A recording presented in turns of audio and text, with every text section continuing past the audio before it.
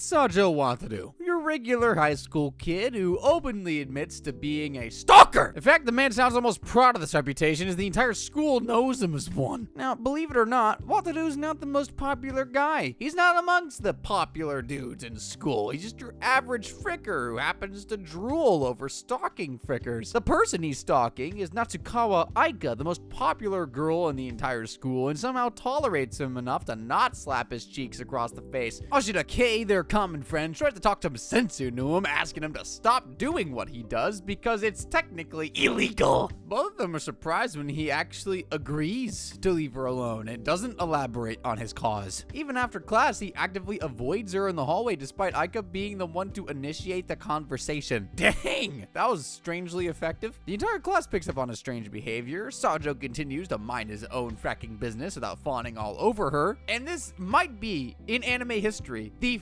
fastest character arc I think I've ever seen. Sajo's approached by a girl named Aizawa Rena, who simply sits beside him during lunch and leaves without saying much. She later appears in his classroom asking to see him, although his description of her is not as impressive. Aika and Kei arrive in class to see all the commotion, and she acts cold to him the way he's been doing to her recently. Rena thinks that she might have worsened the situation by being there. I mean, no one actually knows what she wants or why she's there in the first place, but okay, we're just gonna keep acting like this is normal. Sajo and Aika's eyes meet during a basketball game, and she turns away passionately, which does hurt him. Kei meets up with him to talk about this behavior, and she calls him a bumhole for acting the way he's been. Anyways, they're all bothered by the fact that Sajo would avert his eyes and try his chances elsewhere, which isn't even true, but they're already bothered by it. Kei doesn't give him a pass this time because the girl is Reina. Even a loyal puppy like Sajo can be swayed by someone like her. Man, I don't know if that's an insult or not.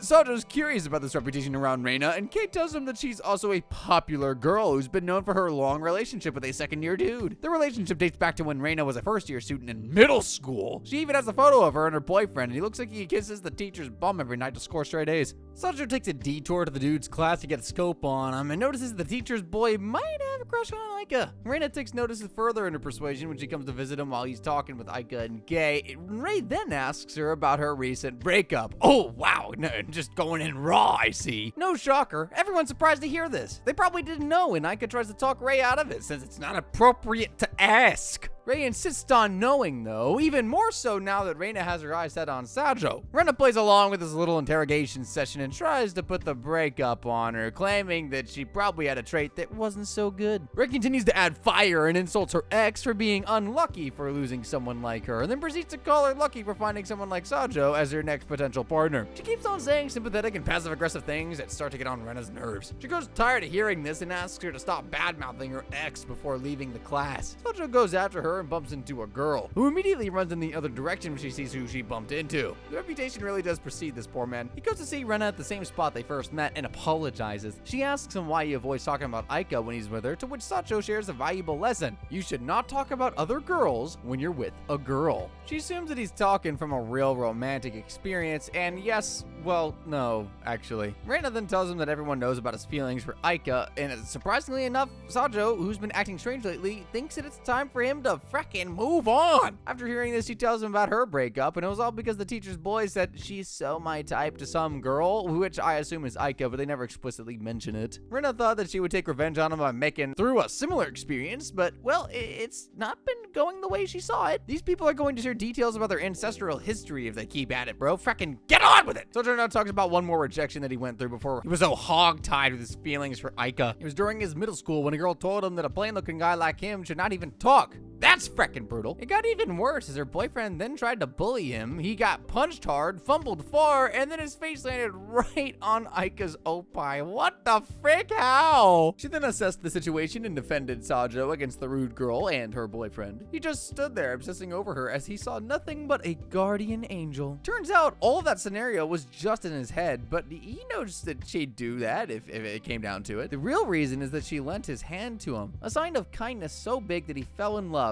over a hand. Reina is surprised, to say the least, and even more when he mentions how he became a fan of her afterwards. So Reina's thinking like, okay, so he feels like this. Why doesn't he want to date her after everything he's done? But nah, he hopes to support her from afar, hoping for her happiness. She also promises to leave them alone and let Rei breathe fresh air. She thinks Rena might have an ulterior motive. The talk with Sajo was so good that Aika and Rei catch Rena up with her ex-boyfriend. They made up with each other, and Rena sees them and gives them a little wink. Wait, what? Rei sympathizes with Sajo as he got rejected by not one, but 2 women at the same time. Well, around the same time anyway. They go on to check on him to see if he's doing all right, and apparently he's a lot better than before. Sajo takes this as a good memory and lesson rather than a rejection. Aika asks if he's actually okay with it, and Sajo clarifies he didn't have any intention to date Rena in the first place. We get to see the real mindset when he goes home and tells himself that Aika's way out of his league. There it is. So he gave up because he realized that she's out of his league, not that she doesn't like him. I'm not gonna overthink it, at least he's stopping anyways.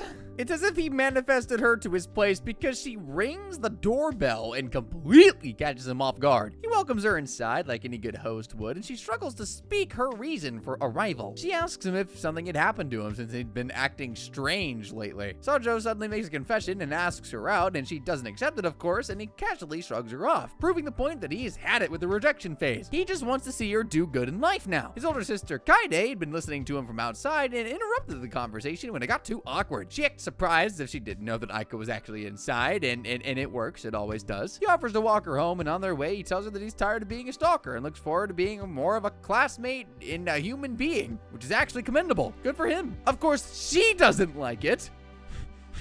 He's just left in the lamppost, wondering what the frick just happened. Well, you, sir, just encountered a tsundere. Man, these frickers keep multiplying. Rei tells Sajo that he's one of the main reasons why Aika doesn't have any female friends in the class. He was glued to her 24/7, which made the others stay away and just make conclusions on those two. Sajo thinks about it, and it's true. He was in the way without even realizing it, without even caring, actually. This leads him to believe that he should be supporting her in these trying times because he kind of caused these trying times to begin with. He's working on ideas for how he can fix the situation between him and Aika, and Shinomiya Rin then appears before him and asks if he was the one who startled her junior. He apologizes for his behavior, which makes her wonder if they had the wrong impression of him. He explains how he didn't want to startle the innocent little girl, to which Shinomiya tells him that the girl was actually his senior. She's also surprised to know that he knows her name, which he says is very popular amongst everyone since she's the chairman of the discipline committee. He tries to leave her after clarifying himself, but Shinomiya doesn't let him do so easily. She takes him to a room and starts talking about the girl he supposedly startled, and she tells him that her name is Yu Inotami, who's also a member of the committee. She then goes into a deep dialogue about how every member of the committee is hardworking and diligent, and nobody cares. They may be that good, but there are times when even they get pessimistic about stuff. Her main concern is this pessimism and how she's not been able to help her junior with it. They don't want help from her because Shinomiya looks too capable for them, and they think she wouldn't be able to understand. So she wants the help of an outsider like Sajo, who also happens to have a low opinion of himself. He'd love to help, but suggests that she should handle it by herself. I mean, he isn't involved in any of this. He gives her a rather stupid suggestion and asks her to pat their back. The main point is for her to sympathize with them, okay? So, like, if that involves a pat on the back or two, you gotta do what you gotta do. He believes that they already have a great image of her, so hearing some kind of words like those from her is going to help. She thanks him for his time and advice and asks him his name before he leaves. Sajo, for whatever reason, lies to her and says that his name is Yamazaki. His sister is curious if he talked to that girl again, and Sajo tells her that I guess just a classmate, guys. She's just a classmate. They came to his house wondering why he wouldn't talk to her, but she's just a classmate. The siblings spot Aika on their way to school, and Kaede takes her stuff away from his hands, encouraging him to go and talk. His idea of talking is walking ahead of her, completely ignoring her existence, and that's it. She tries to make some talk, but his dry replies aren't easy to build a conversation around. I feel that. As soon as they reach the school, Rei comes running to Sajo, informing them that Shinomiya is in their class and is totally pissed. Shinomiya doesn't waste time confronting him, and she already knows that he gave her a fake name. She expects to see him in the students' room during lunch break. The real Yamazaki locks him in a chokehold and is mad that Sajo sold his name out like that. Sajo fools him into thinking that he gave her that name, hoping something would spark something between Shinomiya and him. Sajo Sajo brings lunch for Shinomiya in the student's room, but he's not in any mood to apologize. Yunyu's there with them, and he even took the time to get lunch for her too. She doesn't take it though. Nothing new for our guy. He's used to these rejections. Shinomiya starts with the interrogation, which is exactly what this feels like, the room and the chairs, and he answers honestly. He didn't want someone like her, a member of the Morals and Disciplinary Committee, to know his name. Shinomiya has actually heard that someone would think the way he did. It doesn't change the fact that he sold his friend's name out, but then again, Yamazaki was delighted about it anyways. She's confused over how some students don't like their names to be known, yet some are totally okay with it. Sajo glances over to Yunyu, who is nodding her head as if she understands the reason. He asks her to explain, which scares the poor girl. He apologizes once again for frightening her. It feels like he's going to be doing that a lot.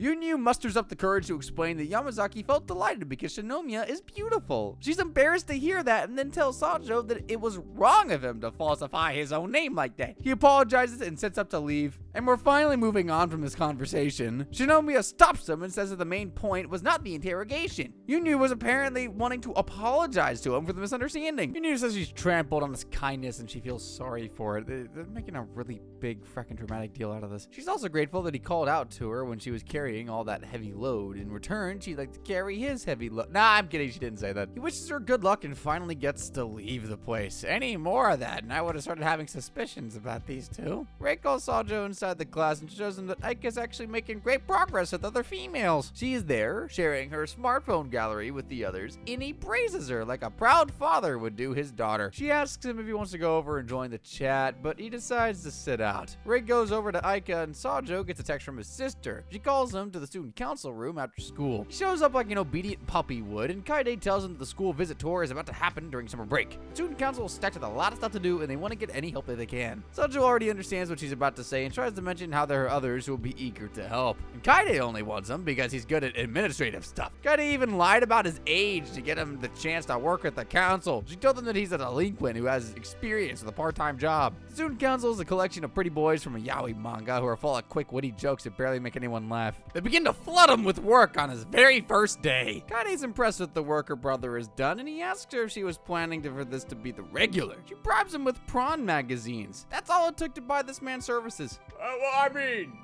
The new girlfriends that Aika made wants to visit her house to see Aidi, her sister. Sajo enters the room to get an invitation, but he turns it down. Our guy's a busy man. Aika decides to be mean for some reason and says that she would not let him meet Aidi. I'm sure he's not dying to see your little sister either.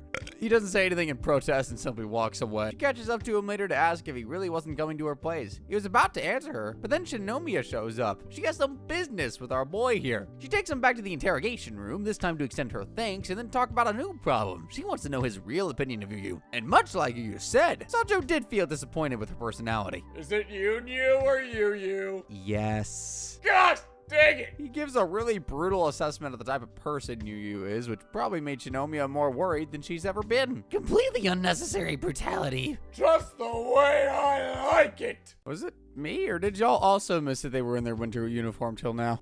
I only came to know now that they specify the whole summer scenario as Sajo arrives in school drenched in sweat. It's the first day of school after the long break, and Rei's not happy with Sajo. He hasn't said a word to Aika, which is weird because he hasn't seen her in days. They don't like him if he talks, they don't like him if he doesn't talk. What do they want from this man? He calls it a distance factor, and he also doesn't want to get in her way of making new friends. Aika's only begun to socialize with the rest of the class, so he doesn't want to screw everything up now. A lot of them went to Aika's home to meet her little sister. Oh yeah, I forgot, she made a whole issue about it. He was not there, so it's fresh for him to see pictures from others. Yamazaki has managed to promote himself to an official mingler. He's had some engagements with a female group that includes Koga Arisa. Why does she look like she's a trap? In any case, he invites Sajo to have lunch with this new gang of his, which I remind you has women. So I'm sure Aika's not going to like him. They're a lot can't see our boy happy. Koga's very upfront, and honestly, I can't help but think of a monkey every time I see her. She directly asks him about his affairs with Aika, as if getting rejected publicly a million times wasn't clear enough. They still believe that those two have something going on, but Sajo clarifies that there's literally nothing. He hasn't even been to her house before. She's been to his house, though, so, I mean, we're not going to mention that part, are we? She pulls pulls him away and throws him into a corner, and I think I've seen this exact scenario in like 1,000 different anime before. She looks rather angry, and he just tries and figures out the reason. There's too many for him to remember. Her anger comes with teary eyes, and she reluctantly says that she doesn't like him talking to those girls. I told you. She then says it's not what he thinks, and when he tries to ask what it is, she leaves. I can see why he gave up on this girl. He should do it again. This does bother him, and he talks to Ray about probable cause, which doesn't answer any of his questions because he's too busy simping and thinking of how cute it was of her. Gosh dang it. Sajo is approached by Yuki Hayato, whose very arrival is enough to cause gossip and a ruckus in class. They ask for Sajo's time, and this turns out to be yet another interrogation session. Hayato asks some weird questions like how Sajo thinks of himself. He explains himself as a common person, normal dude, simple simp. Hayato then goes personal and talks about the girl he's liked for years and why he suddenly stopped. Hayato points out that regardless of his desire to not talk about it, something has changed inside Sajo, and even he agrees. He's getting dumber by the second. Hayato suspects that Kaede is not aware of the sudden change of heart, though, and Sajo believes that there's no need to tell her. His sister is not interested in his life at all. However, Hayato thinks it's the opposite, and Kaide's been very bothered by his change. In fact, Kaede thinks that she's the cause of said change, the root of his new misery, where she has destroyed her brother's teen life. He knows all this because Kaede came to them and started whining and complaining, which is pretty uncommon of her. Hayato has Sajo's interest at this point. He wants to talk to his sister about this.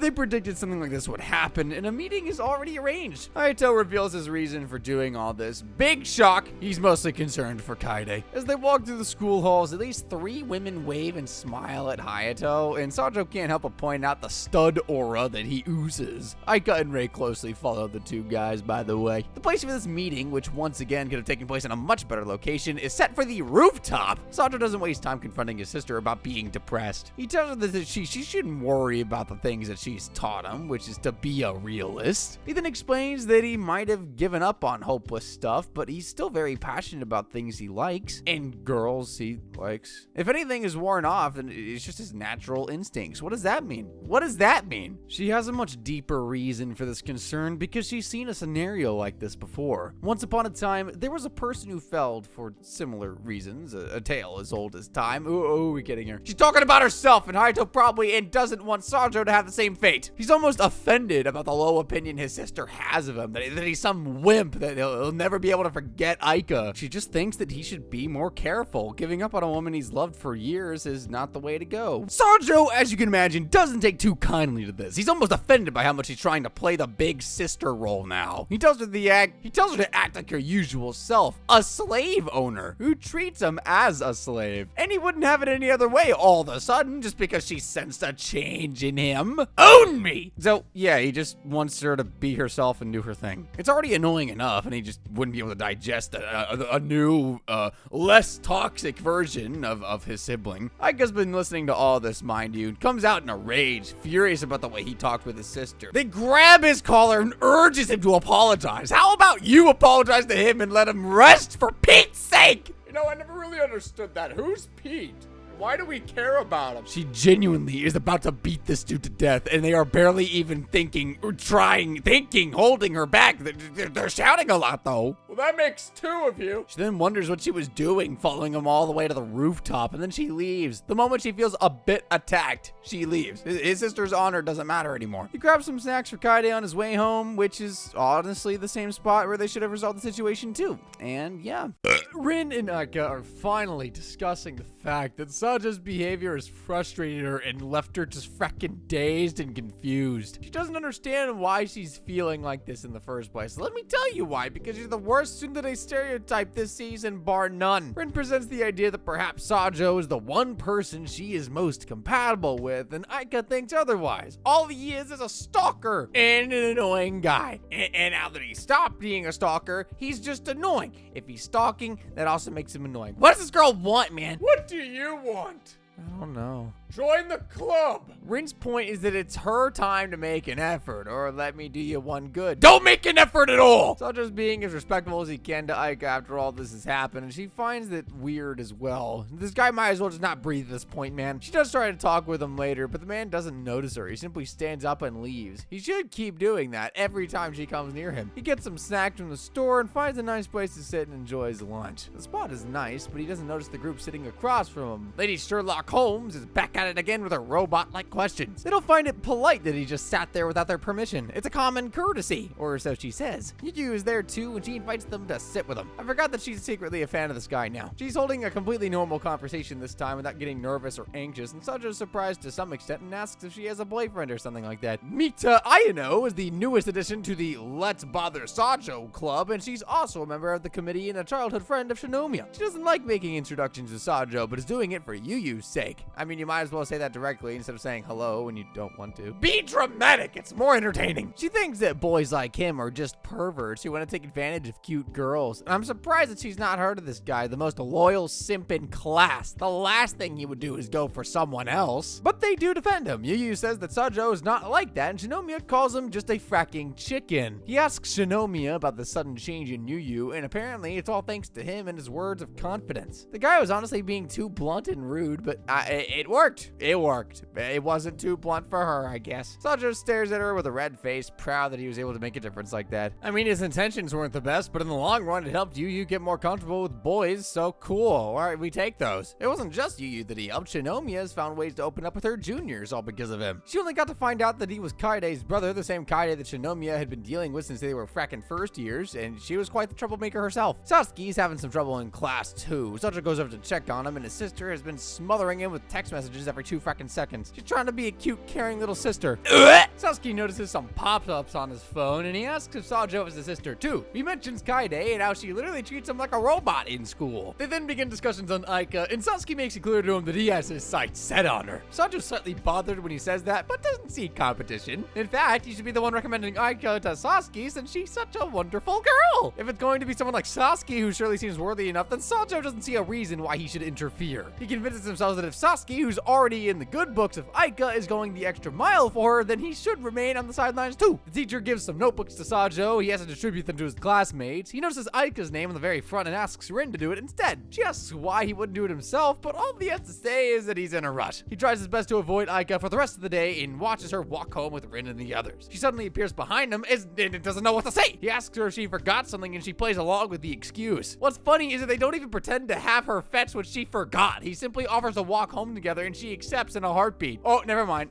They actually do go get what she left, except there's actually fracking nothing there. She just wanted to have a talk with him. She promised Ray that she would ask him what he does during lunch break, and oh no, she saw him with Shinomiya and the gang. She's about to ask him to stop seeing them. Not this, not again. He tells her that he has a spot in the inner courtyard where he sits and enjoys his lunch alone. She's very specific in asking who he eats lunch with, even when he says that there's fracking no one else. It's just him. She thinks that he should eat in a group together with everyone else and not alone. He then tells her that he's not alone and Shinomiya is there for company. Yes, a person who actually values his presence, unlike you! This, of course, doesn't sit right with Aika, whose mood is already ruined. She wants to know what relationship he has with this Shinomiya. He says that it's a normal senior-junior relationship, that Shinomiya is also a friend of his sister's. Aika can't say much about this and plays the victim card, where she makes it look like he isn't giving their friend circle enough attention. He doesn't have an immediate answer, except he thinks about his decision to stay away from her so that she can make new friends. He doesn't explain himself, simply dodges the question and leaves. Absolute Chad move there with non-Chad intentions. She comments on his hair, which has developed a dual color tone, and he has shades of both black and brown. He's hoping to stick to one color. He asks her opinion on which would suit him better, and she subtly hints that maybe black is the way to go. He goes to the store and only finds dark brown dye, and Kaida catches him using the dye and takes a chance to bully him to her heart's content. The term results are out, and average boy Sajo here is ranked 65th, which isn't too shabby, but then again, he should have gone for 4 ranks lower to 69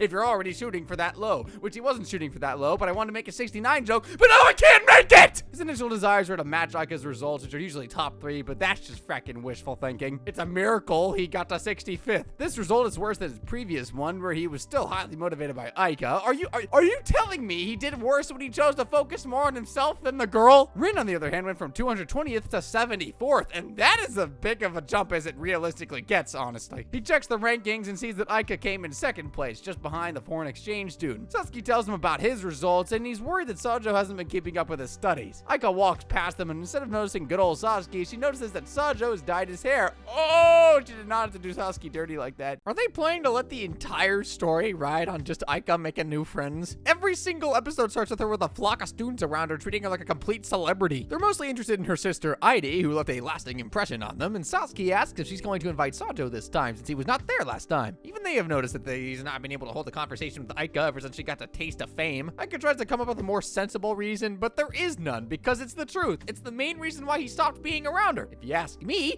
that was the best decision of his life. He notices some girls eyeing up Aika, and they're not clear with their intentions, and the blonde one, Marika, is quite defensive about him just calling them out like that. She announces herself as an aristocrat who looks more like a schoolgirl who falls victim to the ugly frackin', that fricker in hentai. He doesn't care though. Instead, Sajo continues to make fun of her for shrieking like a chicken. Wait, do chickens shriek? They don't find him interesting enough to waste time there and leave. Aika asks Sajo what the noise is about, and he just tells her that he had a little interesting bickering with strange people. What a way to describe them. Aika and Sajo bump into each other on their way to school. Why does she ask him what he was doing there? Do you not see the uniform on the man's body? Ever care to think that he's trying to enter the school where he studies? He literally doesn't care about her and moves on to the simple greeting. Sajo turns back once and saves her from being splashed by a car. He gets himself wet and has to change into a tracksuit. Aika doesn't even give him a small thanks. She does, though, hand him her handkerchief, although it's quite useless for how wet he is. Sajo falls asleep without even dozing off once, and they just let him be. He wakes up during history class and notices that he has a bad headache going on. He stands up and tries to make his way to the infirmary, but Sajo loses balance and falls down before he can even exit class. And it reminds him of an embarrassing moment when something similar happened. How often do you faint in class, dude? It was the same time that Aika came to his rescue and asked if he was alright when nobody else did. Is that why he obsesses over her? Come on, dude. How'd you get white-knighted like that, man? They take him to the infirmary where he falls asleep once again, and Rin and Aika head over to inquire, and the doctor tells him that he only has a fever, which is far better than the effects that they give him every single day. Frickin' what? The doctor just asked him if they wanted to see him, and the moment they go to see him, she sent them over to class. Like, what was the point? By the way, the dude is only pretending to sleep. That face is like way too obvious, man. He wakes up to a headache once again, but this time the doctor's there to make his bad health official. He's not sure how he got a fever, especially when he was completely fine this morning. Did that nap make him forget how wet he was? Phrasing. Aika can barely focus in class. All she can think about is Sajo and if he's doing fine. I mean, considering the fact that he's not with her and he's not thinking about her, I'm sure he's doing great. In fact, he's never been better. Shinomiya comes searching for Sajo, but Rin tells her about the unfortunate situation afoot. Shinomiya will let his sister know about this and will go to visit him too. All the while, Aika stares at her with a blank face. Yeah, get a good scan of your competition. She's a lot better than you. Aika and Rin finally get to visit him properly, and this time he is awake. He doesn't answer them when they call, which should have been a clue enough for them to leave him alone, but they go on and talk anyway. He has a particularly dead expression on his face. It's almost as if he's done with life and all. His head is still doing very badly, and he's barely able to stay up and keep his head straight. Aika tries to help him, but he yells. He doesn't want her to touch him and catches cold. They leave soon after, and Rin is quite excited that they got to see such a weak and vulnerable side of him. Do they not realize that Sakura Light is one of the main causes of this weakness? They bump into Shinomiya and Kaede, who are also on their way to pay Sojo a visit. Why do they join? Haven't they tortured them enough already? No! Shinomiya probably wanted some alone time too, but they just would not let her have it. Kaede is worried, but her questions feel more like an interrogation to him. Also, he lets both her and Shinomiya touch him without saying anything, which, yeah, take that, Aika. She tries to say something about it, but he just goes to sleep. I have to say, Sajo's really impressed me, like, quite a lot in this episode. He misses school the next day, and the Aika duo decide to pay him a visit to his home. The man is just not safe anywhere from this virus! They were worried after he didn't reply to any of the texts sent to him in the group chat, so,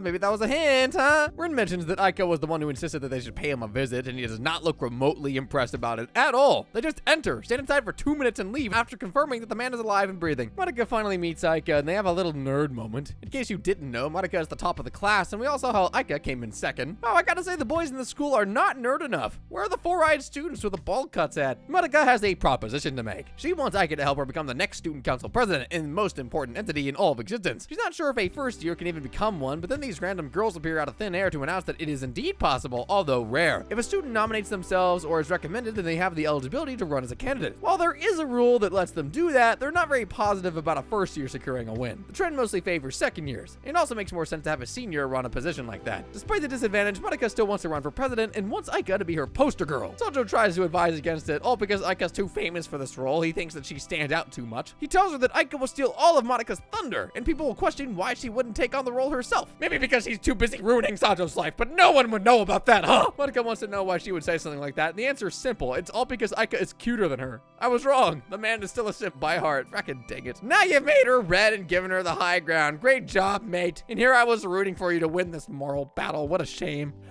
Imagine having morals. Imagine not having a body. I don't understand how you can keep up with the same shtick for a year. I don't understand how you can't have a body for a year. It must suck. I don't understand being surpassed by SS rank recapper. I don't understand being offended by the same thing for a year. I don't understand you! That makes two of us!